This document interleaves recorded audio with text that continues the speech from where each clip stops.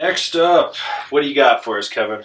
We're going to do some Euro stuff. We're going to do Nidecker. Go to Nidecker, huh? All right. So, they have a bunch of things. I think the big story with Nidecker is that they are now including giving the measurement at the insert pack at the spec sheets to get away from waist width instead to which this is a huge measurement that I think gets overlooked. Like everyone concentrates on waist width, but they don't take into consideration like what the width is directly underfoot. So, yeah, like that's something that I wouldn't guess they screaming about it because we don't really talk about it all that much, but doing width at waist is a ski thing. And that's the only reason it's a holdout, and we've all gotten used to that, and it's something we're familiar with, so it's kind of like converting from the American standard version of measurement to metric, and like it just scares people because you don't have a frame of reference for what width at inserts is going to be good for you based on what you like and what you've ridden before. But that's the measurement we should really be moving to, especially as we start to get more shape stuff with taper, because your back foot is going to be narrower than your front foot. So, yeah, you might fit on that board at a 13 on your front foot, but if it's tapered too much, you're probably not going to fit on your back foot. And your waist doesn't tell you that. So I would love to see more brands start putting width and inserts on ship.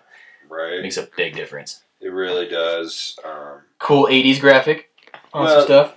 Oh, man. So they did like this whole homage and throwback to various things. So the big things to note, Ultralight and Megalight got redesigned. Mm-hmm. So, there's some tweaks there.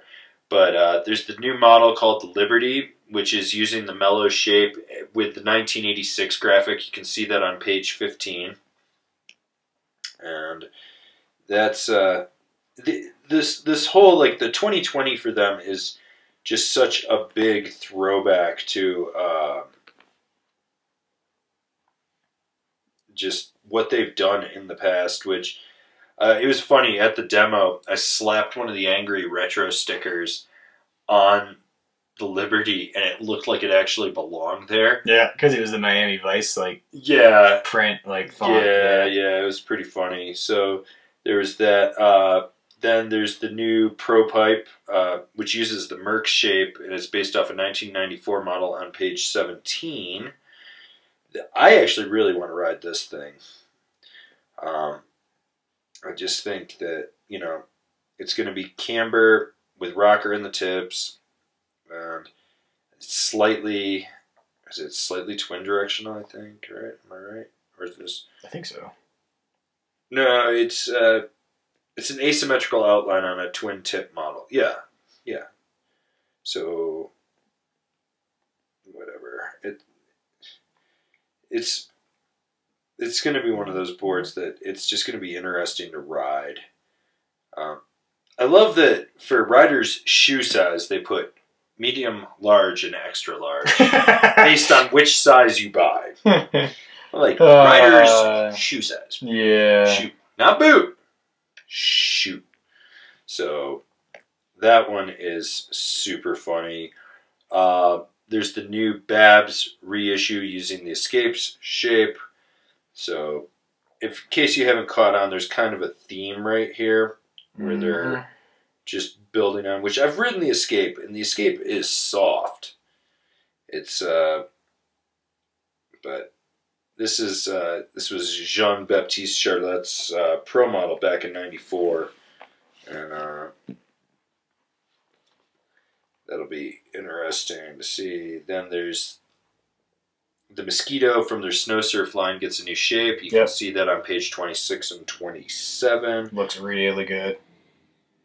Oh, man, they are really out there hammering away at the curve. They sure are. That ice is a new one. But yeah, the Mosquito, the shape on that thing, it's like that weird pseudo swallowtail, but it's more like, and then it's got like that blunty nose and everything. Yeah. Did you ride the old Mosquito? No, I never got on that one. I did 3 laps with Rehberg at Copper last year. So Dale Rehberg is the California rep for them and was a pro rider, and inadvertently had a huge hand in me becoming a snowboard bum, and I don't think he knows that. But yeah, it was pretty funny going out and ride. Because when you ride with Dale, it's like there's only one level that he rides at, and that's just full send. Full send. 24/7. Good for him. Yeah.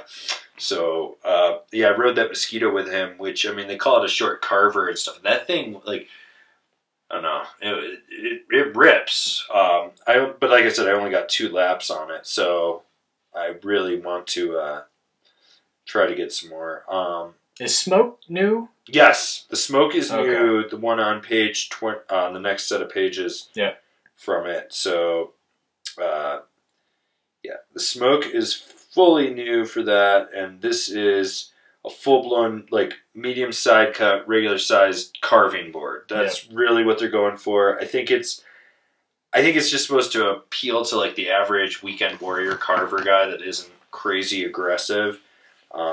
Yeah. You know, it's a nod to the 90s. That's really what they're going for. Then there's, on page 52 and 53, there's the new sensor with Sidekick. Yeah. So that's another thing. So Nideckers have a partnership with Battalion and Lobster and stuff. And so what's going on there is, you know, you're seeing technology trickle over to other ones. And in this one, it is the Sidekick technology, which gives a little added lift right under the contact point. Yep. So basically, we've seen other companies do this, you know, but next year they'll just add TBT or 3BT or whatever they're calling it. But yeah, so there's that. Then there's a new board for the ladies on page 67 called the Odyssey, which I know you love this shape. Oh, dude, yeah, like that. I was maybe just a little bit sad to see that be a women's board until I realized that it comes in a 58. Yeah.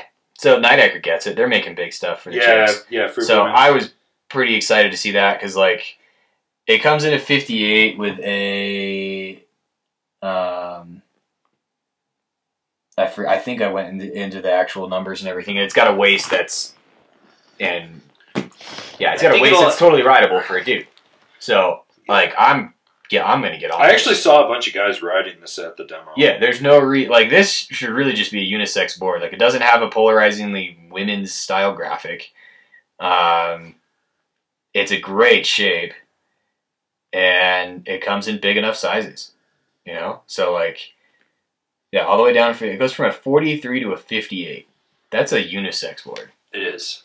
It seriously is. So, like, if you saw that and you thought, oh, that looks cool, then get one. Because, yeah, I mean, they call it a women's board, but A, it's Nidecker, so it's not going to be a weak core. No. It's not like it's going to be gutless. And it comes in big enough sizes, so just get one. Who cares? Right. And then the next big thing to note is they've got an ASIM liner for their boots, which you can find on page 90 and 91. It's a... Let's just call it what it is. It's a fucking burrito wrapped liner. That's really what it is. Is that in the Talon? They still call it the Talon? Is that what? I assume it's in the Talon. Let's see. They do still call it the Talon. They don't list what boots it's, or do they?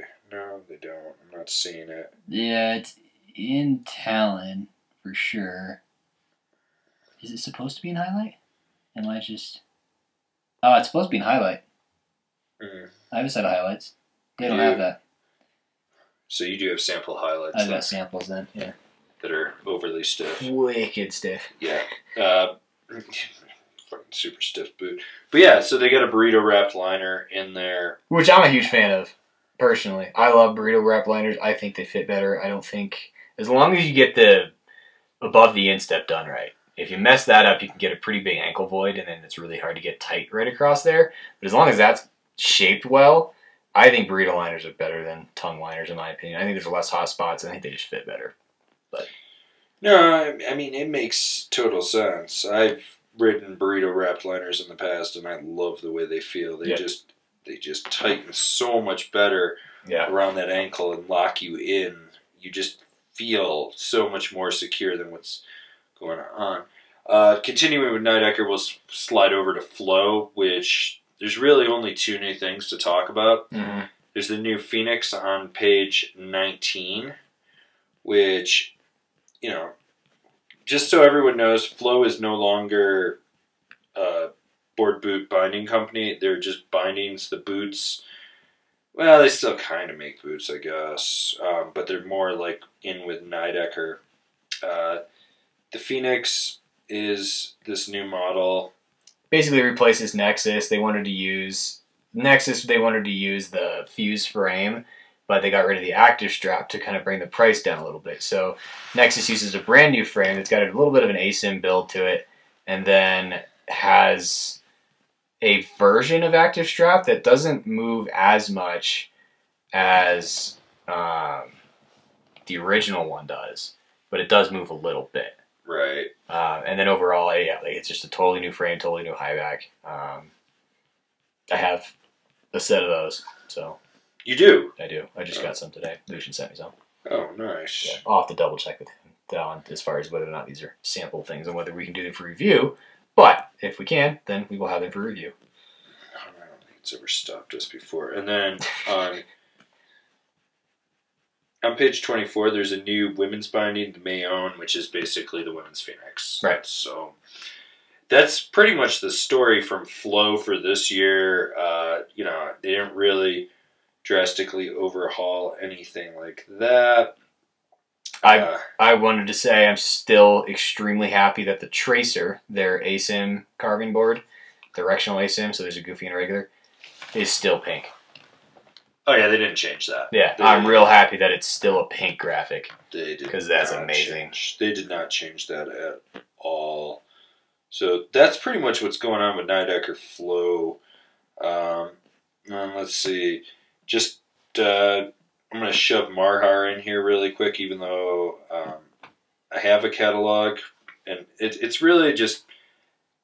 The big thing to note is they didn't go to SIA because they moved to a new factory to build it out to up production and make things better. A lot of new graphics. The only big story, and it wasn't in the catalog, was Cambered Lumberjack. So they're going to be sending me one, I hope, to test, and that's it. I'm curious to see what a lumberjack with camber will do. Like, I feel like it'll have more snap to it. What was that new one? It almost looks like the Woodsman, but it has more tail on it. The Sasquatch? Yes. Was that new for this year? No, that came out last year. It's just a bigger Woodsman for, like, big dudes. Gotcha. That's all it is. It's literally designed for, like, size 13 feet up. Okay. I figured it's it was. for, like, that 280-pound Midwest dude. Yeah, it randomly came across as a sponsored ad on Instagram, and I was like, oh, it looks like a cool shape, and that's about all I paid attention to it. So. Yeah. But all right, cool. Yeah, that's pretty much what they've got going on over there.